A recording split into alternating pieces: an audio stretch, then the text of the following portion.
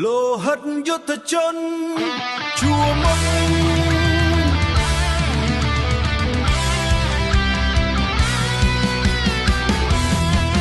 โลหิตยุทธชนชั่วมุกជើងដើរឡើងភ្នំដល់ខ្យល់បក់បោកខ្លាំងដៃកាន់កំភ្លើងតាំងចិត្តមោះមុតលោហិតហូរខ្លាយជាស្ទឹងផ្អើលជើងភ្នំក្រហមឆ្អិនឆ្អៅដើម្បីជាតិមានតភូមិជាទីស្នេហាគេមិនខ្លាចស្លាប់សងទេក្រមម្ដៅថ្ងៃរះនៅព្រំដែនគេស៊ូមិនខ្លាចស្លាប់ជីវិតចិត្តវីរៈជនខ្មែរគង់មិនបោះបង់ទេកូនប្រុសស្រឡាញ់ជាតិដើរទៅមុខទោះមានគ្រប់កម្មភ្លើងចាក់ស្រេងក៏ដោយដើម្បីកម្ពុជាមានប្រទេសជាទីស្រឡាញ់លោហិតនៃយុទ្ធជនបញ្ចេញជាពន្លឺឆ្ពោះទៅអនាគត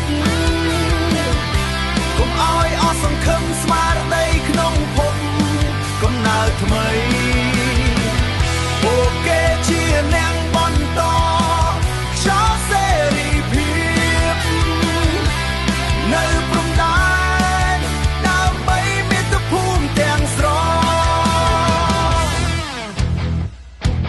ពេលស្ងៀមស្ងាត់កណ្ដាលរាត្រីគេសម្រានក្នុងព្រៃព្រឹក្សាសេចក្តីស្លាប់មិនមែនជាក្តីទុក្ខព្រួយសម្រាប់ពួកគេนุ่งក៏ព្រះតែទឹកដីព្រំដែនខ្មែរលោហិតនៃយុទ្ធជនបញ្ចេញជាពន្លឺឆ្ពោះទៅអនាគតកុំឲ្យអស់សង្ឃឹមស្មារតីក្នុងភពកំណើតថ្មីពួកគេជាអ្នកបន្តខ្យល់សេរីភាពនៅព្រំដែនដើម្បីមាតុភូមិទាំងស្រុងលោហិតនៃយុទ្ធជនជាខែលការពារជាតិខ្មែរដល់ថ្ងៃស្លាប់កុំឲ្យភ្លេចអ្នកប្រយុទ្ធដ៏ក្លាហានពួកគេជាអវតារបន្តជាតិខ្មែរ